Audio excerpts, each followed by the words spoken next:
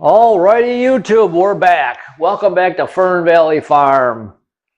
On this channel, we talk pretty much all country living, country stuff, country recipes, farm life. It's all rural. This channel is all rural. It's all country.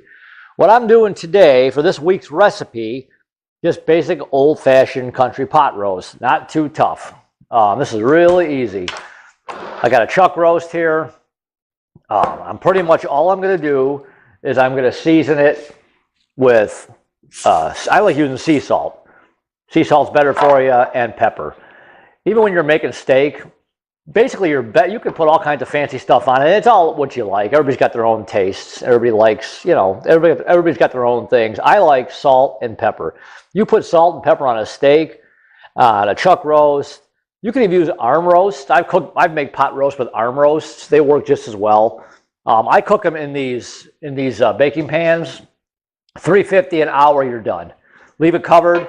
I put the roast in the pan, put a little bit of water. 1 hour, you're done. That is so tender and so good. Like I said, I like using salt, sea salt, and pepper. And one trick you could do, some people disagree, but you can look it up. Beef should be cooked at room temperature. So what I do is I leave the beef sit out. Not until it starts getting nasty or starts getting icky, but I'll let it get almost room temperature. Like if I'm going to make a steak, I'll take the steaks out a couple hours in advance, let them sit, and cover them up, with some saran wrap or something. Let them get to room temperature, or pretty close anyways. Beef, they say, should be cooked at room temperature. Some people might disagree with me. People don't want to do that. They want to cook it right out of the fridge, and that's fine. It's all a personal. That's just how I do it. And I've never been sick. And I've always cooked my beef, steaks or beef, even roast, sirloin tip roasts, any kind of roast. I'll let them sit, let them get room temperature, and then I will cook them. And they come out so good. I like my beef, like steak. I like medium rare. I like it red. Some people don't. Some people like it well done. When you cook them well done, like steaks or even like a chuck roast, you just cooking all the flavor right out of it. When you cook them so long that they're like shoe leather, you're cooking all the flavor right out of it. I got friends of mine, they'll order a steak and they'll tell the waiter or waitress, burn it. They want it well done. Well, all you're doing is cooking all the flavor right out of it. So beef, I'm not saying you should cook it that way. I like it medium rare. I love it when it's red in the middle. The flavor is incredible. But this subject here is about pot roast, and this is a chuck roast. I've used arm roasts before. I've got a chuck roast here. And all I'm going to do is I'm going to season this. This has been. I put the sea salt on it. I like doing this a little bit in advance, so I'm actually going to put this in the oven in probably like an hour. I'm going to let this salt. I know this looks like a lot, but it really isn't. It just kind of soaks itself into the beef, and then I'm going to put pepper. Salt and pepper on steak or roast, you can't beat it. I mean, it gives it such good flavor. You could use Lowry's, you could use seasoning salt. That all works really well too. Pepper, salt, that's all I'm doing. This comes out really, really well. And then I'm going to take this roast and I'm going to put it right in the pan. Get this out of the way. I'm going to put a little bit of water in there. I'm going to cut up an onion, which you guys all know how to do this. I'm just going to cut this really quick. I'm going to cut an onion. I love the onions cooking right on top. It helps I think it gives it some flavor, and I love eating a cooked onion. So I'm going to put that on there. Take the middle parts out.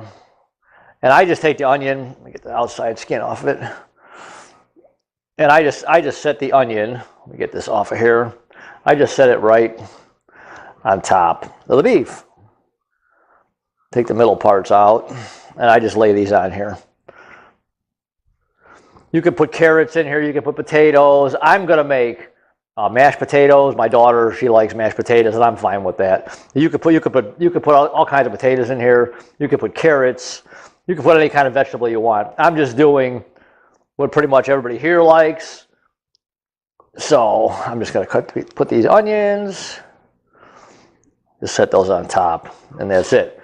The extra onion I will just put in the fridge for later. Put that off to the side. Actually, let me just move this. And then I'm going to cut, and you guys all know how to peel potatoes. I'm going to peel a potato. I'm going to peel potato. I like to peel these potatoes and cut them up in squares, put them in the pan, and let them sit in cold water. You could do that if you're not ready to make anything yet, but if you want to kind of get a head start on stuff so you don't got to do it all one time later, you could peel your potatoes like I'm doing. You guys all know how to do this, I'm sure. If you don't, it's not too tough. I like using, some people use a knife. It drives me nuts. I like to use the potato peeler. Cutting the skins off with the knife, to me, it just digs into the potato so much and you waste so much potato. I like using the peeler. It comes off really easy. Some people, they just like to use the knife, and that's fine. Whatever you want to do. And I just cut it down the middle. Cut it down the middle, like that.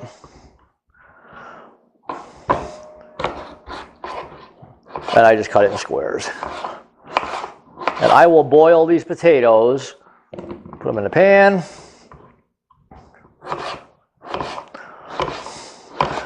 Just like that. I'm going to put them in the pan. I'm going to rinse these out. I'm going to put cold water in here, rinse these out. Rinse the water. I'm going to fill them with cold water. I'm going to let it sit. I don't know if you can see me over here. I don't have a camera person today. I will later. So I just put them in cold water, and I'll let them sit like that until I'll probably start making these probably a half hour before the pot roast is done. Then I'll mash them. When I make my mashed potatoes, what I like to do is I'll take a potato masher. I'll boil them till they're tender with a fork. If you put a fork in them, they're nice and tender and soft. They're ready to go.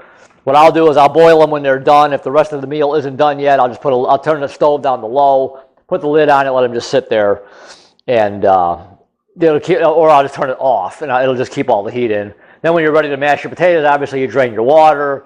You take your potato masher, which this one here. Take your potatoes, you mash them all up.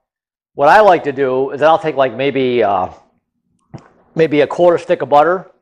I'll put the butter in. Well, actually, after you drain your potatoes, I add a little bit of milk. That helps make them moist. Depends on how you like them. Some people like them really moist. Some people like them barely. It's all up to you on taste. I like to put just a little bit of milk in there.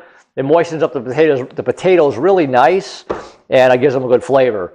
What I do then is I add butter to it. I might add like a quarter for like 2 potatoes like this. For 2 of these, I'll use like a quarter of a stick. I think like 1 stick of butter is a half a cup. I'll actually use on the butter. I don't have any out here right now. I don't have it on the butter. What I do for these. Oh, they're in tablespoon. I don't know what the measurements are. I just use it. I've been cooking so long, I just do it. I'll use like this is all broken down in lines. 1 stick of butter is a half a cup. Is a half a cup. So I'll just use the lines. I'll just cut 2 of these. I'll melt that into the potatoes. I stir it all up, and it's really good. Makes them nice and tender. Gives them good flavor. Maybe put a little pepper on it. My daughter, she likes garlic salt on her mashed potatoes. So you could put gravy on them. You can do whatever you want with it, but that's just what I do. I just boil them, drain them, a little bit of milk, mash them, put 2 tablespoons of butter in it, let that melt, stir it all up, you're ready to go. So this is going to sit. I'm going to peel that other potato and put it in the water. I'm sure you guys kind of have this figured out. I don't need to do that for you. The pot roast, I'm going to let it sit here about an hour, let that salt and pepper kind of work its way down into the meat, and turn the oven on at 350. Cover it. Don't open it. Don't open your oven to check on it. Don't open the lid. You know, when you put the lid on this thing, I'm going to put a little bit of water in here. Put the lid on it and leave it. Don't open it. If you open your oven, you're letting all that heat out. And then especially if you take the lid off, you're letting all that heat escape from inside the pan. You leave this cover on. It just circulates all that warm air, and that meat comes out so tender. You ought to love this recipe. It's really simple, really easy to make.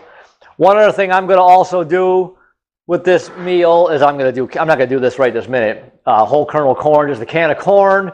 Another trick to make your corn taste really good. Here again, put it in a pan.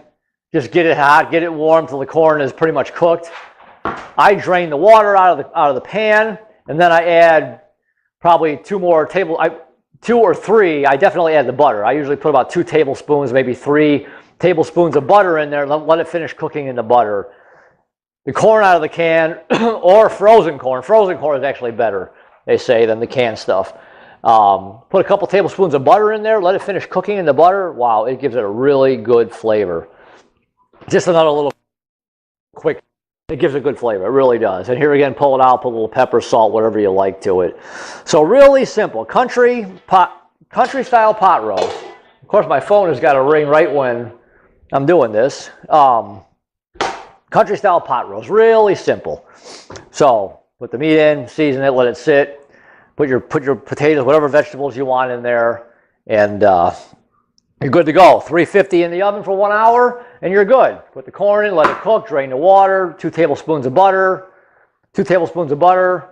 and let that finish cooking with the butter. The corn comes out really, really good. Same thing with the potatoes. Drain your water, a little bit of milk, mash it, 2 tablespoons of butter, your potatoes are really good. So we're going to put this in the oven in about an hour, and I will be back after it's cooked, and I'll show you the final results. I'll talk to you in a little while, YouTube. We'll see you. Bye.